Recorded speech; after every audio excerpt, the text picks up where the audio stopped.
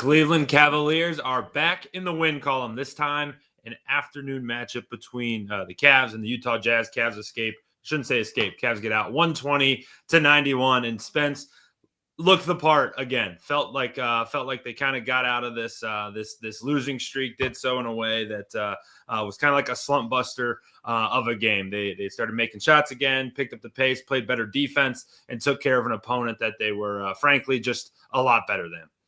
You had to, and it's funny you say escape because it looked like after the first half that's how they were going to have to do it. They had to really have to stick to their identity in the second half, but what I liked the most is that they started going into the paint. And when you look at the points in the paint differential, they doubled up the Jazz. It was 60-30, and I think that's really where it started because then the outside shots started falling. And then, Darius Garland started to pick it up. Ty Jerome got hot. DeAndre Hunter, same thing. So I feel like when you put that pressure on them inside, the outside opens up, and then you're kind of good to go from there. It obviously starts on the defensive end. They created a lot of breakaways in this game. None better than the one where you had Donovan Mitchell throw the bounce pass to the middle with Darius Garland, and then he shoveled to Max Strus for the two-hand slam in transition. That was Cavs basketball. That was what really started and was in the middle of that Cavalanche that really got things going. Yeah, I had that third quarter Cavalanche, which is where we're going to start here. But as everyone's joining us, jumping in, we got some folks in the comments already. Tom, our guy, you're with us all the time. Appreciate you being one of the first ones in here today. So as we're talking through this, jump into that comment section. Let us know what you thought of today's Cavs win and spin. You hinted at it a little bit. Cavs only up a few points at halftime here. I had it set up for me. Cavs up 5 at halftime, or excuse me, 6 at halftime. And you kind of had that feeling of I don't like this. We were hoping for a big blowout, and then they go in the third quarter. And at one point, we're up 29-9 to start the third quarter. Win that frame 37-19, and built that lead up. At one point, it was above 30 points, but built that lead up pretty nicely. And that spin, to me, was important because they did it on the defensive side of the ball, right? They kind of locked down on defense. And that's where, when Cleveland's been playing good and they've been in these good stretches, they've been playing really good defense. And that's kind of where I saw it, kind of that flip switch, and they started to get on that run. Yeah, there was something about that side of the floor that just was not working for either side, either team. For some reason, there were just a bunch of bricks being laid on the left side of the court. So I don't know. Like, the Cavs did play defense. Don't get me wrong. They did create turnovers. They did a good job. Evan Mobley was fantastic protecting the rim. I think Jared Allen did a good job too, again. And, Sam Merrill was bodying up, did some good stuff. But I just think like the long rebounds and also creating those steals and getting out onto the break really is what kind of loosened the tension a little bit. Maybe not tension, but they were just playing tight. Like the first half, they, I think, made 3 3-pointers and they took like almost 30. And it looked like they were kind of pressing a little bit. Like Darius airballed one. You had a couple ones that just weren't even close, frankly. Donovan Mitchell's hunting out fouls, but they're not like ethical fouls, I guess. So those are the things you don't want to see. But in the third quarter, like I said, when they got going, they started to reject even when they had some open ones. Like Donovan, I still remember like a couple of possessions where he had the ball thrown out to him on the perimeter and he had enough room to put one up, but he just quickly passed right back into Evan Mobley, and Evan got an and one on both of those. Like those are the things and the recognition you have to really get yourself going, because let's face it, man, 3:30 start here on the East Coast. Out there, it's about a 1 o'clock start. You're coming off of a game that you just played on Friday pretty late, and, it takes a little bit to get the juices flowing, and the legs were not there. A lot of those shots that were short, and especially at the free throw line, were all short. What does that tell you? Arms. All arms, very little legs. So you had to get yourself going by seeing the ball go through the net. And what do? You get layups, you get dunks, and then that eventually just kind of opens everything else up, and then you're off to the races. Dude, one of the things that really kind of stuck out to me, and Spencer and I talked about it on whatever night their last game. I don't even remember. This West Coast trip, it's just like our group text is who's available to be up at midnight to record a show. So after their last loss, this game became really like it became a must win. Like, this is a game that they had to win, because you trip up here Now the doubt starts to creep in. I had said on our last show that the doubt was kind of creeping in my mind of like, I don't like this rhythm. But you slip up today, and then it's really there. But like you said, felt a little tight early, but then things kind of loosened up and ended up being pretty smooth. Every Cav that checked into today's game scored a point. Even Craig Porter Jr. Finished playing 10 minutes, but had 2 points. And Tristan Thompson had a couple dunks there. It's always funny. I think back to his little tweet, his little Twitter beef with the Toronto Raptors. Every time that he gets in the game and he starts making points, I always say, "Oh, the other team's getting cracked," because that's how he described it. But he played. Everyone scored, but your leading scorer today was Jared Allen with only 18 points. So very evenly distributed in a game where the Cavs scored 120. But JA goes 8 of 11 from the field, and that's our typical Jared Allen stat line. Very efficient, a lot of shots near the bucket, and everyone's finding the bottom of the net. Yeah, and that's what you have to do. You got to distribute. You got to move it around, and I think that they have been. I just think they've been, quite honestly, just dead cold as of late. Like, and you know, like I think that there were some ISO mixed in there like over the last like 4 games, but I still think that there's been ball movement. I just think a lot of these guys are cold. Yeah. And so like sometimes, like I said, when you see the ball go through the net, when you're getting the close range shots, like even some of those floaters, like you'd see the ball kind of trickle in through the rim and out. Like, you know, those are the things you can't control, but what you can control is taking the same shots and making sure that you're sticking to what you know. Yeah. But again, like I think that they did make a small adjustment today by going inside out, and I think it paid off. I think they got a lot better on the rebounding end too, coming out of the second half, because Walker Kessler again was commanding a lot of the. Yeah. He is a big body. He did the same thing when they were playing their best basketball. Walker Kessler gave them problems. So, and I think it was also helpful too for the Cavs, to be quite frank, that Walker Kessler took 8 threes and that Cody Williams took 8 threes. Like, these are guys that are still trying to work on their shot and they're developing. So that kind of is like a recipe for success for the Cavs, in a sense that Spencer German said this was a slump buster game for the Cavs, so to speak. So, you know, sometimes that meets perfectly, I think. But the rebounding, I think you have to give a lot of credit to the guards. Darius had 7 of them. I think that was big time for them when they're getting stops, to be able to depend on not just their bigs to secure rebounds and possessions and stuff like that.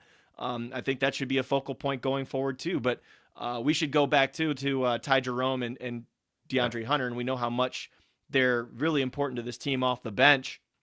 But Ty, you know, always with the floater, and then he just started getting the 3-point shot going in the second half.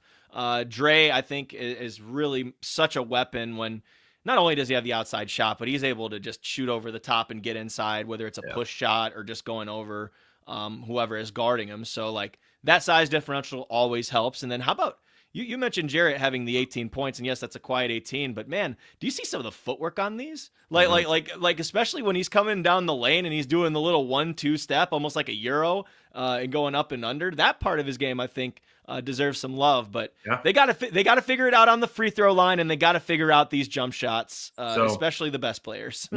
No, that's a good place to go here, and appreciate everyone jumping in. We're getting a nice little crowd here. So as you're in here, as we're talking about this game, reminder, jump into that comment section. We'll bring a few of these up here, especially towards the end. If you're not following on X, hit that follow button. If you're not subscribed over on YouTube, go hit that subscribe button. But it's been kind of looking through the box score here. Donnie goes for 16, Darius 12, Evan 11, and then DeAndre goes for 15. Ty goes for 12.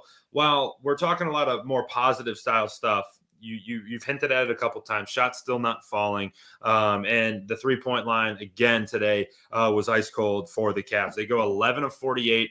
That's a 22% clip. At one point in the game, they were like 2 of 30, something like that, where it was like underneath. It was like they were shooting like 9% from 3, and we've seen that this is a two-sided conversation, I think, because the positive part of this is they win a game where you don't shoot very well. Now, the other side of the coin is when you're playing against potentially a better team, do you feel that Cleveland has the firepower to overcome these poor shooting nights, or do they have to figure out a way in this next couple of weeks to snap out of it and get back to shooting that rock a little bit better? Certainly feel like they have the firepower. We've seen it happen. They came back in Boston. You don't want to get down that far like you did in Boston. And same, you know, you saw it against the Thunder. You've seen it against pretty high quality teams. the Memphises of the world. I think you played well against Denver when you split with them, but I think that they absolutely have the firepower. I think that this is just the portion of the schedule where they have to find ways to manufacture energy, if I'm being quite honest. And I mean, as I said on our podcast, Courtside with Kaz on SI, sometimes it's hard to do that at this point of the season when you should not be looking ahead. This is not something that any team should do. But if you go down the list in the Eastern Conference, I think only the Hawks and the Celtics have only like 3 losses or something like that, like in that span over the last 10 games. You look at the Cavs, you look at the Knicks, the Bucks, the Pacers. They're all in that 6-4 to 5-5 range, just like the Cavs are. And you know why? It's because a lot of these teams towards the bottom, those 8, 9, 10, even the 7 seed teams, and you can say this for the West too, they're all fighting for position. So they're playing with a sense of desperation, to where the Cavs, they have to play hard, but they don't have that sense of desperation. And I don't necessarily know if you should be playing with that sense of desperation at this point of the season. You have to lock in and play hard, but you're not fighting for your life like a lot of these teams that they're playing. Now, the Jazz, luckily for the Cavs tonight, like the Jazz, they are obviously in the lower tier. They are trying to figure out who's going to be a part of that organization and who is going to earn minutes going forward. A lot of guys getting opportunities that maybe were not earlier in the year. But when you face the teams like Portland coming up here, they're going to be fighting their butts off on Tuesday because they're still alive. And they obviously gave the Cavs all they could handle in Cleveland the last time they met up. So those are the teams you really have to get up for in order to beat at this point of the season. And the road trip that they've been on, the Kings are still in the heat of the battle. The Clippers are, mixing it up, trying to get their seating right. And then, you have all of these teams that are fighting. Phoenix, even, they've won 3 in a row, and they're playing some better defense than they had been early in the season. So it's really hard with an NBA that is so bunched up towards that bottom and towards that middle, going against teams that are in their higher echelon, like the Cavs and the Thunders of the world. Like, that's really hard to manufacture that energy right now. Yeah, no doubt about it. And as you do say that, I'm going to pull something up here right now just to look at it, because as you were talking, thought it was interesting to look at here. So check out on the screen here. I just overlaid it on our thing here, but here's the top 11 seeds in the Eastern Conference. Right, there's exactly what you said, Spin. Cavs at the top there, in their last 10 are 6-4. Celtics are 9-1. The Knicks are 4-6. Pacers 6-4. Bucks 5-5. Pistons 5-5. The Hawks are a little hot. They're 7-3. Magic 4-6. Bulls 7-3. Like, this is exactly what you said, Spin. Is like everyone's just in this part of the season where it's really tough. You get into games, the 70. This was game 70 for Cleveland, so everyone's in that little bit of a lull there. So it's been a conversation we've had a number of times. We've been talking about it pretty much every show for the past 2 weeks. Here is this playoff rotation, and I'm curious to get your opinion here, because I think that we're starting to see some stuff from the Sam Merrill, Isaac Okoro conversation. And there's a question that popped up, and I'm going to bring up 2 comments here. Appreciate. I'm going to say on. Apologize if I mispronounce your name here, but hope Merrill isn't getting playoff minutes. Why not give his minutes to Okoro? He corrects that in his next tweet there. But what are your thoughts? Because again, today, Sam Merrill struggles from the field. We look back to Friday's game against Phoenix. Merrill was 2 of 7 from the field, 0 of 4 from 3 for just 4 points. And then today struggled again shooting the rock. He was 2 of 9, I think. 2 of 9. 2 of 9 from the field, 2 of 9 from 3 for just 6 points. So, Spin, what are your thoughts on that final, one of those final playoff positions here? It's a real conversation, and I think this is where it's good to have the options that the Cavs have here, because Sam, as we know, can get hot too. So, like, if Isaac isn't doing his part offensively, then you can go to Sam, and then vice versa. If Sam is not defending as well as someone like Isaac Okoro, then you can just switch that out. It doesn't have to be, I think, one or the other. I feel like it's like 9A and 9B. Like, does that make sense? Like, and I think that Sam actually played some good defense today. Mhm. And I think he's been defending well. I think a lot of these times he's bodying up guys that are bigger than him. And sometimes they are just winning their matchup over him.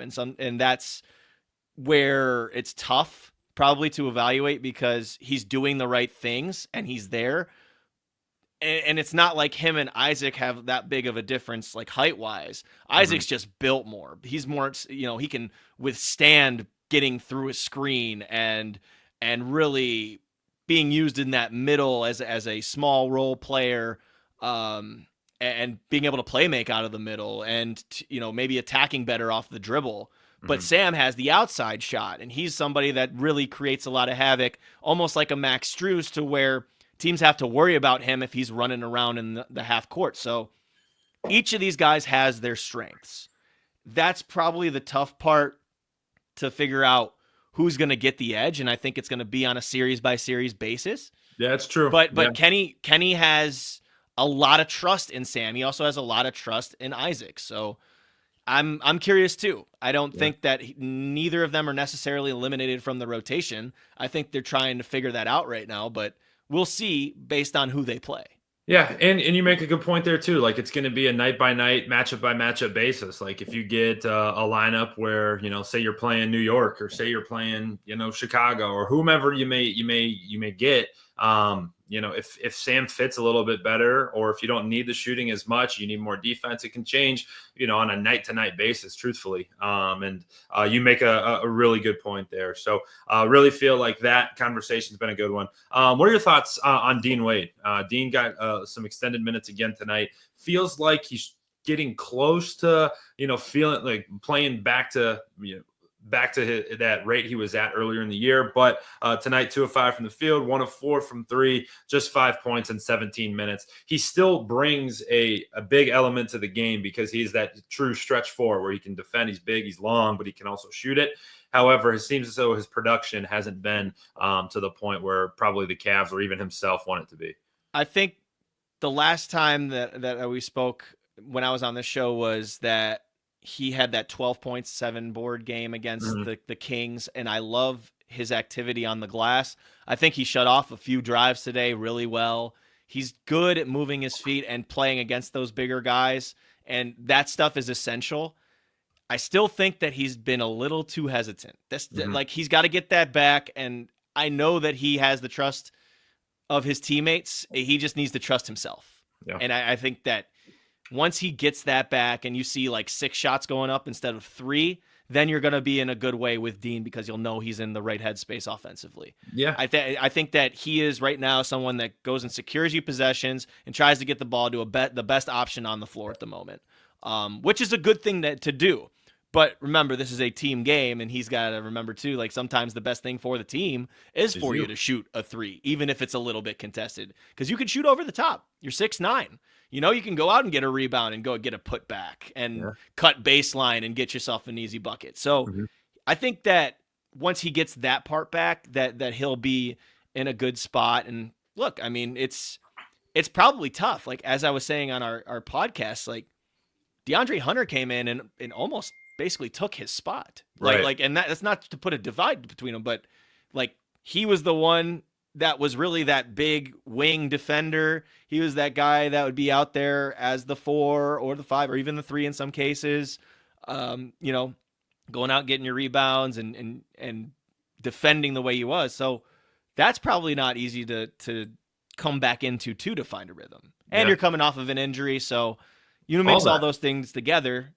It's obviously going to have an effect, but I think physically, Dean and Isaac are basically back to where they were. So that's the good part. And now it's about the timing. Now it's about the rhythm and being themselves as they were at the beginning of the season. Yeah, and the play that sticks out to me is one that probably happened in the fourth quarter. So if you guys are watching us right now, you probably saw it, but maybe some folks didn't because the game was a bit of a blowout at that point. But it was basically a drive into the paint. Drive got cut off, and then the Cavs did their patented kick out to the corner, and then they go swing all the way around the perimeter, and it went swing, and Dean caught it, faked a pass to the left, and then ripped a three. It was the 1-3 he hit, and it was top of the key. And it was like, this is perfect. This is exactly what you need from Dean Wade. And if you can get one or two of those a night, you're not asking him to go for 40 or 30 or even 20. Just asking him to, when he hits his shots, to be super efficient and to knock him down. So really love the conversation there around Dean Wade. And Spin, we got to bring one up here because we I think we're global. Does this make us global here? We got global a fan. Look at this. Here we go. Appreciate Salesh. Oh, hey my guys, goodness. Great stuff. A diehard fan from India. Stayed in Cleveland for 5 years. Have been a Cleveland sports fan ever since. It's 3:40 a.m. and I can't get enough. Hey, round of applause. Thank you, round of Thank applause you. from us. Appreciate that. Thank you. Yeah, this is awesome, man. Hey, you need some rest, first of all. Secondly, really appreciate you jumping in and hanging out with us, Celeste. I really do. Wow. You got back. You got another one here. I'll pull this up. Great to get back in the win column. Hope Boss loses a few more so we can just focus on tweaks.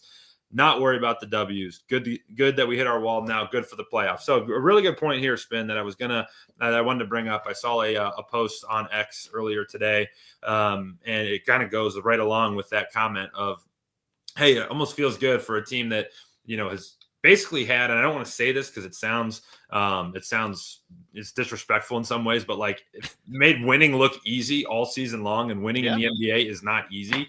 But they faced some legit adversity this year or this past 2 weeks.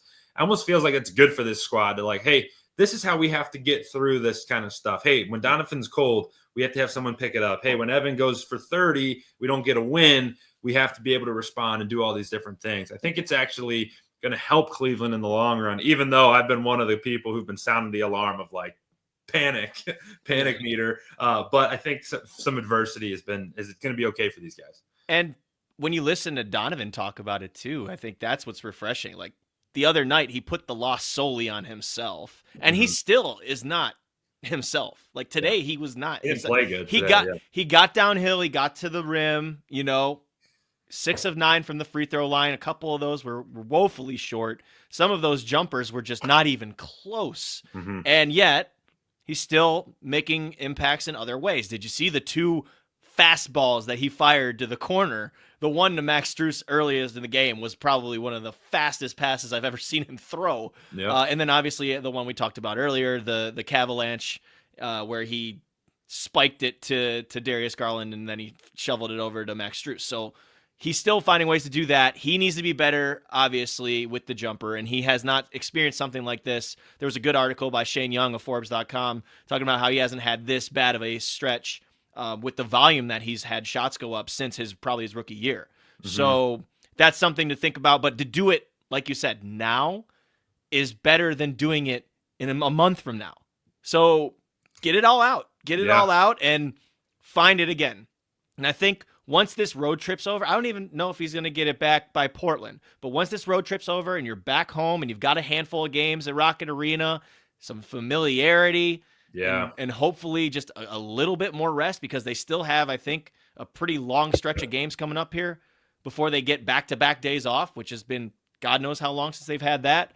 Then maybe you're going to see a little bit more of Don being himself. That step back to the left and what's going down. Like, that's the Mitchell that they're missing right now. But for them to have the firepower that they do outside of Donovan Mitchell is why they were able to get this one, and obviously why they were able to be on the winning streak they were in before they dropped 4 straight. Yeah, no doubt about it. And on game 71, actually, I misspoke earlier. Game 71, only 11 to go, man. That's crazy to say. And you talk about kind of this upcoming schedule. One more on this road swing here. They go Tuesday night at 10 p.m. out in Portland. I thought that game was actually at 9:30. I don't know if I read it wrong or saw it wrong earlier. 9:30 pregame on FanDuel Sports Network. That's what it is. There you go. Yeah. This guy Spin's a pro. Me, I'm a rookie. Here we go. But they're out in Portland for one more on this road swing. And then finally back home, they got the Spurs next Thursday, this upcoming Thursday on the 27th, and they go back-to-back against the Pistons. That one's up in Detroit. Then they go Clippers, Knicks, Spurs again, Kings. And then this end of the season spin is pretty interesting because you go Bulls, which is fine, and then you go Pacers, Knicks, Pacers. So that is a really challenging final final 3 games. Don't know where the standings are going to be, but those are potentially become really important games that Cleveland's going to have to take care of their business in. Yeah, definitely don't want to look ahead. We can say, though, that their magic number did go down by a game today because they won. So that's helpful for them as far as, securing that first seed, like getting closer and closer. Yep. There we go. So that's a big part of this, too. Like, once you secure the magic number, then you do everyone's favorite thing, rest versus rust. It's every year. You do it in every sport. Yep. NFL, MLB, NBA, like everybody has that conversation. So I'm sure that we'll get to it by that point. But just got to take care of business. I don't know if Donovan gets it back in Portland, but you get back to some familiarities in the friendly confines of Rocket Arena in Cleveland, Ohio. Then maybe you start, getting it back a little bit and getting your internal clock too. My goodness. Yeah. And get home to a city that's kind of like starving to get them back. Like, right. Like this is going to be an extended stretch. It's certainly been fun around Cleveland this past week or so, but past 2 weeks with all the college basketball. We're going to get to that in a second spin, but it will be really nice for the guys to get home in front of a crowd that's in front of a fan base that wants them back and is getting ready for playoffs, because playoff time in Cleveland, there's not much like it. And that's not coming from a Cleveland guy to talking to another Cleveland guy. That's coming from everywhere else. Anytime the national people come to town when the Cavs are relevant, they make note that it's different in Cleveland. So I'm sure the guys are looking forward to getting home for this stretch run of the season here, Spin. So as we get out of here, any final Cavs thoughts, Spin, before we talk your bracket here? Oh gosh, I don't really want to talk about my bracket.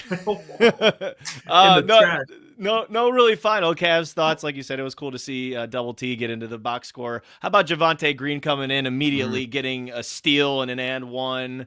That guy is just hustle. That's a good kind of player to have in your back pocket. Greg Porter always comes in, does his thing too. He's going to be like a guy who's like, it's game 3 of maybe the second round, and the Cavs, it's either 1-1 or they're up 2-0, and he's going to have like a 10-minute spurt where he like pops off and like changes the game. You're like, whoa, wait a second. Like, maybe not going to give you 40 great minutes, but he's going to come in and like do something, Energizer Bunny, to put this team in a position to win. I think he's going to be a relevant piece or an important piece when the Cavs get to the playoffs here. Most definitely. I mean, like you got to depend on 1 through 15 when it comes to the playoffs. And you never know when your number is going to be called. And that's why Javonte is helpful, because he's a possession getter. He scratches and claws for everything. And he is just a gritty type of basketball player. No doubt about it. So Cavs get out of Utah with a 120-91 victory over the Utah Jazz, snap their 4-game losing streak, and get back in the win column, back to feeling good. One more on this West Coast road trip before they head back home later on this week. All right, Spin, real quick. How is the bracket doing? What are you up to? Are we still alive? It died a slow death yesterday. I had St. John's winning it all. Yeah. No. So yeah, that one went up in smoke real quick. No. I have Notre Dame in the women's bracket, so we're still pulling for them, right? Big Hannah Hidalgo guy. There we go. But it's kaput, and it always happens week 1 when I do these brackets, and special shout out, by the way. I know we got trounced in the second half, but love my Zips. That's just a tough matchup to draw against Arizona. Yeah. Man, they were fast. I'll be watching that game too today, and obviously we've got a couple going on right now as March Madness rolls on. Well, Rocket, there's one going on at Rocket Arena. Alabama and St. Mary's are just tipped off at Rocket Arena, and then you got Michigan State later on tonight in Cleveland. So if you guys got to get out to Rocket this week, awesome. It looked like the environments were sweet. I know. Were you floating around? Oh, I was floating around. I was definitely floating around. It was hustle and bustle on East 4th. That's so cool. That's so. I love it when this national stuff comes to Cleveland. Was interested why the last game of Friday night was a 10 p.m. Michigan State tip in Cleveland, Ohio. Make it make sense. Make it make sense. Tom Izzo doesn't make sense of it either. If you heard his press conference, I did not, but I can imagine it was very pointed, if you will, from our guy Izzo. So my bracket was great on day 1, was awesome, 15 out of 16 on day 1, and since then it just went right down a cliff. I got a little upset heavy on day 2, and it hurt a lot. But still, I got the Florida Gators winning the title. So they escaped today against UConn. All sorts of fun all throughout March. But Spin, we're going to get out of here on that. So wherever you're watching, everybody, first of all, thank you. Got an awesome crowd for a Sunday afternoon. You guys got a ton of stuff going on, about 800 plus live viewers tonight. So really appreciate everybody jumping in. If you've caught us in the future, if you catch us tomorrow, thank you as always for your support. If you're on Twitter, hit that follow button. If you're on YouTube, hit that subscribe button. And as always, I didn't have the ticker on all day, which is bad ball by me, but head over to si.com/NBA/Cav. It's below there. Bad stuff by me on this one, but head over there. All of our written content is over on the site. So for my partner, Spencer Spin Davies, I'm Anthony Moeglin. Thanks for hanging out with us on the Cleveland Cavaliers on SI YouTube channel.